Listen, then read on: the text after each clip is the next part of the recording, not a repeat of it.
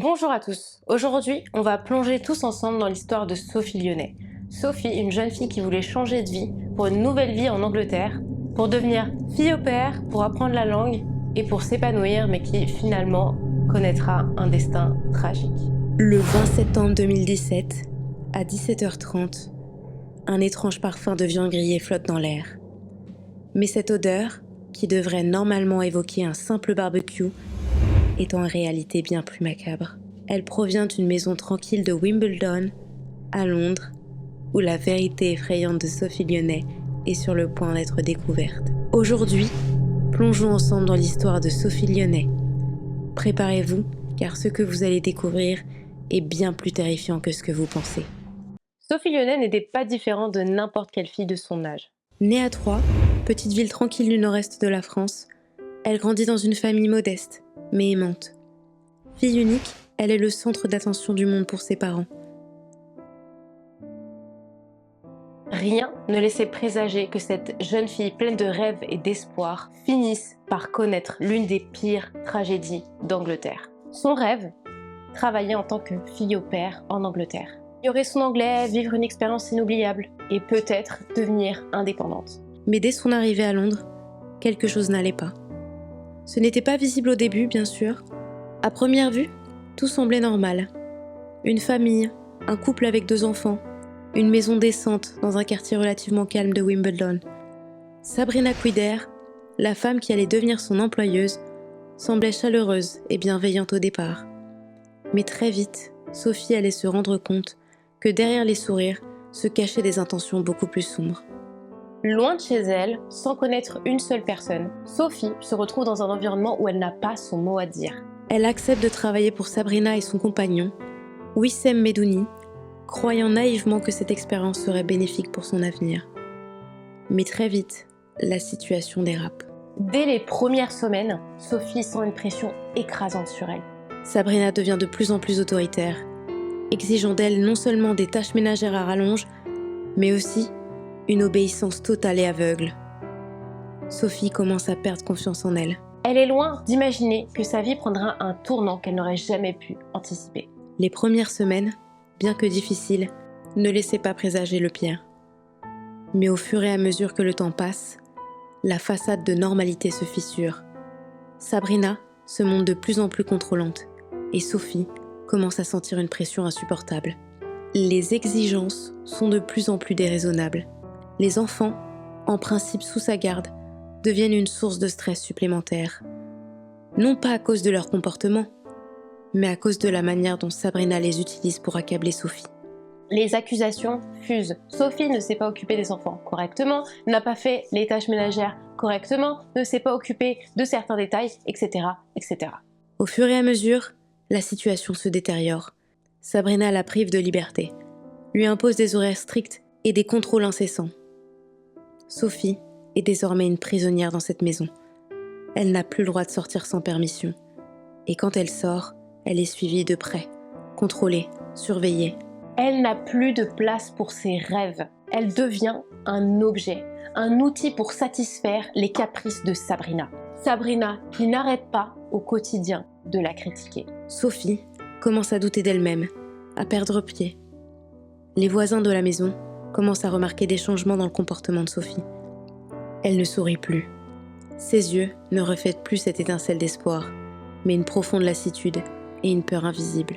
Sophie, au fond d'elle, sait qu'il y a quelque chose qui cloche, mais elle n'ose rien faire, elle se sent prisonnière de la situation. Elle n'ose pas en parler à ses parents, ne veut pas les inquiéter. Et pourtant, les signes sont là, clairs comme de l'eau de roche. La violence psychologique s'installe, et Sophie en devient la victime. Ce qui suit est l'escalade d'une violence psychologique intense. Sabrina, de plus en plus instable, ne se contente pas de contrôler les moindres faits et gestes de Sophie, elle commence à la manipuler émotionnellement. Chaque parole, chaque geste de Sophie devient un test de soumission. Sophie est systématiquement accusée de comportements qu'elle n'a jamais eus et les critiques sont de plus en plus acerbes. Sabrina l'accuse de maltraiter les enfants, de voler et de vouloir quitter la maison pour fuir ses responsabilités. Sophie, isolée, ne sait plus quoi faire. Elle essaie de s'expliquer, mais ses paroles sont ignorées, déformées. Tout ce qu'elle dit est utilisé contre elle. La violence psychologique de Sabrina prend une ampleur inouïe. Elle commence à dresser une sorte de tableau noir de la jeune fille, la rendant coupable de tout. Les accusations deviennent de plus en plus absurdes, mais Sophie est prise au piège. À chaque fois que Sophie tente de s'échapper mentalement, Sabrina la rattrape immédiatement et elle la ramène à la réalité en l'humiliant davantage. Elle devient la victime d'un harcèlement moral. Et tout ça la détruit lentement et psychologiquement. Ce n'est plus une question de faire bien son travail, c'est une question de soumettre Sophie, de la réduire à l'état de pure obéissance. Sabrina est devenue la bourreau et Sophie, la victime. Les semaines passent et Sophie continue de subir cette violence quotidienne. La maison devient un lieu de souffrance. Le seul espace qu'elle possède encore, c'est ses pensées. Mais même celles-ci, elles deviennent de plus en plus sombres. Les discussions avec Sabrina sont devenues une torture. Les injures fusent. Les gestes deviennent plus violents. Les accusations prennent des formes de plus en plus pernicieuses. La peur s'installe chez Sophie. Une peur constante du moindre faux pas. Le moindre geste, le moindre mot peut être utilisé contre elle. Personne ne se doute de la réalité derrière les portes closes de la maison des Kouider Medouni. Personne ne voit la souffrance de Sophie, son cri muet de détresse. Et pourtant, le pire est encore à venir. Ce qui semblait être un cauchemar psychologique va bientôt se transformer en une véritable tragédie. Mais avant cela, Sophie continue de souffrir dans l'ombre, silencieuse, espérant, sans jamais y croire vraiment, qu'un jour, quelqu'un viendra la sauver. Après l'enfermement prolongé de Sophie, son quotidien devient de plus en plus pénible. L'isolement qu'elle subit n'est pas seulement une séparation physique, mais une vraie torture psychologique. Elle n'a plus aucun contact avec le monde extérieur, à part les rares appels qu'elle ose passer, parfois même sous surveillance. Ses horizons se réduisent à la maison de ses employeurs, une maison qui se transforme peu à peu en prison. Le pire dans tout ça, c'est que Sophie n'a plus d'échappatoire. Même son regard sur le monde est limité. Sophie, elle-même, se sent étrangère à son propre corps. Elle est engluée dans une réalité où chaque geste, chaque mouvement, chaque parole ou même chaque regard sera contrôlé contre elle. Ses rêves de liberté, d'une vie meilleure à Londres, s'éloignent à mesure que les jours passent. L'atmosphère dans la maison est lourde, presque suffocante. La tension est palpable. Sophie n'a plus confiance en rien, ni en personne. Elle comprend que le pire est encore à venir. Ce qu'elle ignore, c'est qu'elle est au cœur d'un enfer qui est loin de se terminer. Ce n'est plus de la maltraitance physique. C'est un tourbillon psychologique dont il est presque impossible de sortir intact. Les nuits sont encore plus terribles. La lumière de la lune est la seule qui illumine la pièce où Sophie passe ses nuits. Elle n'a même plus la force de se battre contre l'angoisse qui la ronge. Chaque son, chaque mouvement dans la maison lui fait sursauter. Elle devient la victime d'une terreur constante, une peur viscérale de ce qui pourrait arriver à tout moment. Le pire, c'est que personne autour d'elle ne semble réaliser l'ampleur de sa souffrance. Les voisins, souvent présents, ne perçoivent que la façade de la normalité. Sophie, de l'intérieur, voit tout basculer autour d'elle. Elle sent la chaleur étouffante de l'isolement, ce sentiment d'être invisible et complètement effacée de la réalité. Les abus, d'abord subtils, deviennent de plus en plus évidents. Sophie, une jeune femme pleine de prouesses, se retrouve prisonnière d'une manipulation qui va au-delà des simples abus physiques. Ses bourreaux ont su l'engluer dans une spirale où la peur et la honte se confondent. Il est presque impossible de discerner où commence la violence et où elle se termine. Et c'est cette absence totale de repères qui fait de cette situation une véritable torture psychologique. Le 20 septembre 2017, alors que le soleil se couche lentement sur Londres, une scène tragique se déroule dans la maison de Wimbledon. Ce jour-là, Sophie Lyonnais n'a plus de force pour se défendre. La fin d'une vie pleine de rêves et d'espoir arrive, comme un souffle coupé, brutal et inexorable. Le moment fatidique où tout bascule, les cris, les pleurs, les derniers instants où Sophie réalise qu'elle n'a plus d'importance, plus d'existence aux yeux de ses bourreaux. La fin, dans sa cruauté absolue, est presque inévitable. Sophie n'a plus de solution, plus de force, plus d'espoir. Ce qu'elle a vécu jusqu'à ce moment est un enchaînement de souffrances, de privations et de manipulations insupportables. Le drame est désormais là, irréversible. Et alors que l'odeur nauséabonde du barbecue imprégnait l'air, c'est une autre vérité qui se dégage. Le barbecue, qui aurait dû être un simple repas, cache une scène d'horreur, marquée à jamais par la souffrance d'une jeune femme, Sophie Lyonnais, dont la vie a été détruite. L'enquête qui suit est le début d'une longue quête pour la justice, mais le mal a déjà été fait. Sophie Lyonnais ne reviendra pas. Et la brutalité des faits laisse une empreinte indélébile dans les mémoires. Les révélations sur la vie de Sophie et son calvaire éclatent au grand jour, brisant l'illusion de la famille parfaite et de la normalité apparente. Mais pour ceux qui ont croisé son chemin, rien ne pourra effacer ce qu'elle a traversé. La douleur de la disparition se mène à l'incompréhension et l'indignation. Pourquoi n'avons-nous rien fait? Pourquoi n'avons-nous rien vu? Les responsables de ce drame, ceux qui ont enfermé Sophie dans cette cage invisible, devront rendre des comptes. Mais le véritable prix à payer est celui de l'humanité perdue.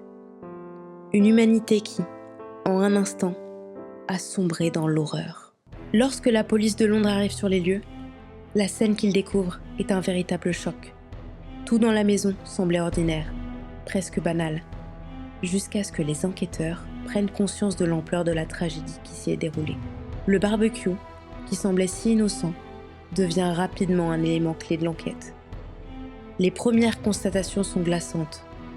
Des traces suspectes de brûlure, des indications que quelque chose de bien plus sinistre s'est produit sous le masque d'un repas ordinaire.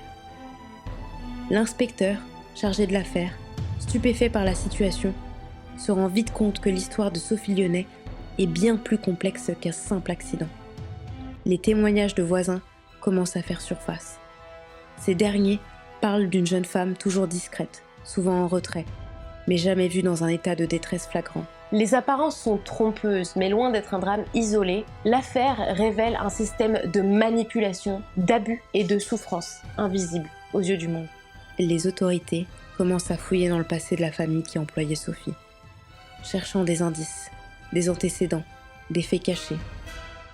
Ils découvrent que l'histoire de cette famille est bien plus sombre qu'il n'y paraît. La réalité est bien loin de l'image d'une famille normale. La première surprise arrive lorsqu'ils réalisent que les employeurs de Sophie, Sabrina et son mari Wissem, n'ont pas toujours été ceux qu'ils prétendaient être. Le couple a en fait manipulé plusieurs jeunes femmes, les utilisant comme esclaves modernes. Les enquêteurs commencent à plonger dans la vie de Sabrina et Wissem, deux individus qui semblent avoir joué un rôle clé dans la vie de Sophie. Ils découvrent que Sabrina, d'apparence douce et maternelle, avait en réalité une emprise psychologique sur Sophie bien plus forte qu'ils ne l'avaient imaginé.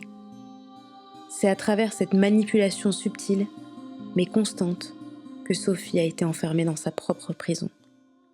Le couple se présente comme une famille aimante, mais les apparences cachent une réalité brutale.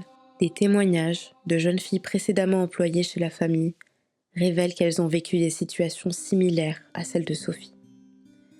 Ces jeunes femmes, venues d'horizons différents, avaient été promises à un avenir radieux, mais une fois sous le toit de Sabrina et Wissem, elles ont été réduites à l'état de servantes. Des abus psychologiques, des violences verbales, des menaces, tout a été mis en place pour l'isoler et la contrôler. La vraie nature de Sabrina se dévoile petit à petit.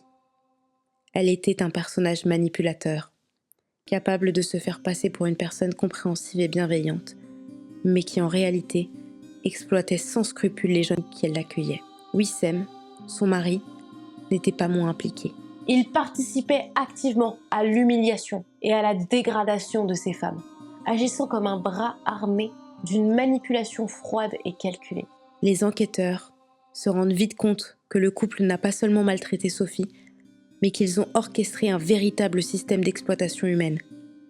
Ils ont exploité la naïveté et la vulnérabilité de nombreuses jeunes filles, détruisant leur dignité au passage. Sophie, comme beaucoup d'autres avant elle, était piégée dans une toile invisible qu'ils avaient tissée autour d'elle. Le moment où le corps de Sophie est retrouvé marque un tournant dans l'enquête. Lors de la perquisition, Les policiers trouvent des indices sur un cadavre. Mais ce n'est que lorsqu'ils découvrent le corps de Sophie, enfoui sous des couvertures dans une pièce isolée de la maison, que la vérité éclate au grand jour. L'autopsie révèle que Sophie n'est pas morte à cause d'un accident quelconque, mais plutôt en raison de mauvais traitements répétés et d'une violence psychologique extrême. La découverte est un coup de massue pour l'enquêteur principal, qui comprend que ce qu'il croit être une simple maltraitance domestique est en réalité un complot bien plus vaste. Le corps de Sophie, bien que jeune et encore en vie dans ses derniers moments, porte des traces indélébiles de souffrance. Les brûlures sur sa peau, les marques de violence répétées, et surtout, la terrible absence de toute forme de soins médicaux pendant des semaines témoignent la négligence systématique à laquelle elle a été soumise. Les derniers moments de Sophie, tragiquement, ne sont pas marqués par la violence physique immédiate, mais par la lente torture psychologique qui a eu raison d'elle. L'isolement, les menaces constantes, la terreur psychologique et le sentiment d'abandon l'ont poussée à se rendre, à croire qu'il n'y avait plus d'issue. Ces derniers instants, ces souffrances endurées en silence, révèlent la cruauté impensable dont elle a été victime. L'affaire prend une toute autre dimension lorsque le procès de Sabrina et Wissem commence. Devant le tribunal, ils se présentent comme des victimes d'un accident tragique. Sabrina, se drapant dans son rôle de mère dévouée, tente de minimiser son implication dans la mort de Sophie, prétendant qu'elle était juste une simple au-pair malchanceuse. Mais les preuves accablantes de l'enquête dévoilent une toute autre vérité. Le couple est accusé non seulement de maltraitance, mais aussi de tentative de dissimulation du crime. Les témoignages des autres jeunes filles qui ont vécu sous leur toit deviennent des éléments cruciaux dans l'enquête. Ces femmes, terrifiées, se risquent enfin à parler de l'enfer qu'elles ont vécu, brisant ainsi le silence. Elles révèlent que Sabrina et Wissem ne se contentaient pas de les maltraiter physiquement, mais qu'ils les forçaient à travailler de longues heures, sans compensation, les privant de nourriture et de soins médicaux, les humiliant constamment. Ces témoignages d'une brutalité sans nom laissent le tribunal sans voix. Les membres du jury, choqués, commencent à réaliser que ce qui semblait au départ être une simple histoire de maltraitance domestique est en fait un crime systématique, froid et méthodique, destiné à briser les femmes qui tombaient dans les griffes de ce couple. Le procès devient alors un véritable combat pour la vérité, une bataille pour rendre justice à Sophie, mais aussi à toutes les autres victimes de ce couple impitoyable. Les preuves, les témoignages, les photos, tout démontre l'ampleur de la souffrance infligée à ces jeunes filles, toutes laissées dans un état de détresse psychologique et physique déplorable. Le procès de Sabrina et Wissem touche à sa fin après des semaines de témoignages poignants et d'examens minutieux de preuves. Le couple, malgré ses tentatives de se dépeindre en victime, est de plus en plus accablé. Les éléments présentés au tribunal ne laissent aucune place au doute. Sabrina, qui avait tenté de se cacher derrière son rôle de mère protectrice, est confrontée à ses propres contradictions. Elle n'a cessé de manipuler et de contrôler Sophie, l'isolant de toute aide extérieure. De même, Wissem, son mari, est prouvé coupable de violences physiques et de négligence criminelle. Lors du délibéré, les jurés, bouleversés par les témoignages des anciennes victimes et les preuves accablantes, rendent un verdict sévère. Sabrina et Wissem sont reconnus coupables de maltraitance, d'exploitation et de l'assassinat de Sophie Lyonnais. La justice, bien que tardivement, semble enfin avoir rendu justice à cette pauvre fille qui a été manipulée et traitée comme une esclave moderne. Les avocats de la défense tentent de minimiser les charges, mais la lourdeur des preuves et la violence systématique qu'a subie Sophie ne laissent aucun doute. Sabrina, tout au long du procès, a nié avoir commis des actes violents, mais ces mensonges n'ont pas tenu face aux témoignages de ses anciennes victimes. La culpabilité du couple ne fait aucun doute, et la peine prononcée à leur encontre sera lourde. Sabrina écope d'une longue peine de prison, tandis que Wissem, son complice, est également condamné à une longue peine sévère.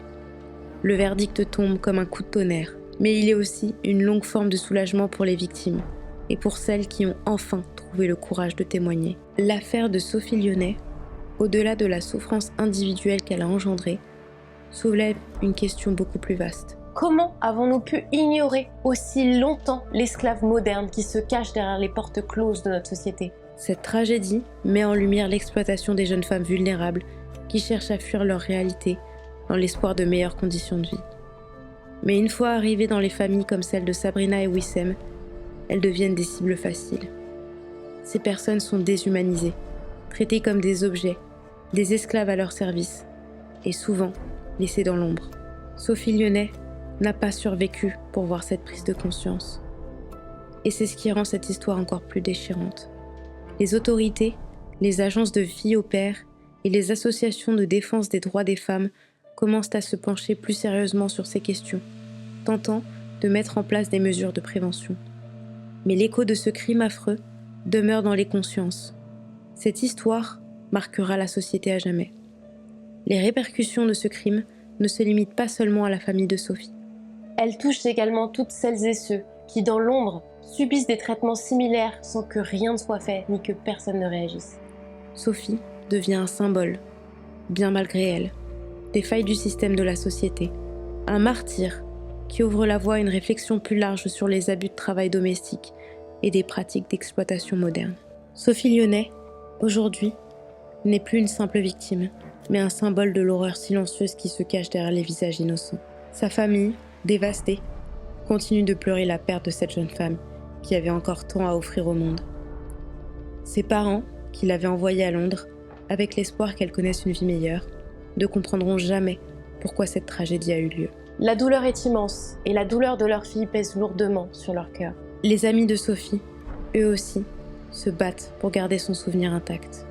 Ils organisent des veillées, des moments de recueillement pour honorer sa mémoire et la justice qu'elle n'a pas reçue à temps. Bien que les responsables aient été condamnés, l'idée de ce qu'a vécu Sophie lors de ses derniers instants est insoutenable. La jeune femme, qui n'a eu d'autre rêve que d'améliorer sa vie, est devenue une victime de l'indifférence et de l'inhumanité.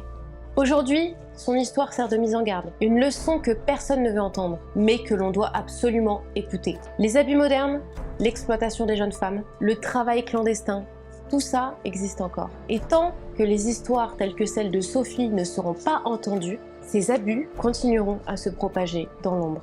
La mémoire de Sophie Lyonnais se doit de rester vivante pour éviter que de telles tragédies se reproduisent. L'affaire de Sophie Lyonnais est comme une cicatrice ouverte qui ne guérira jamais. Mais à travers cette cicatrice, un message a été transmis. L'indifférence ne peut plus être tolérée. À chaque fois qu'un tel drame se produit, des voix sont levées, des associations se battent et la lumière est faite sur l'obscurité des violences domestiques. Sophie, bien que partie, devient un symbole de lutte et de mémoire.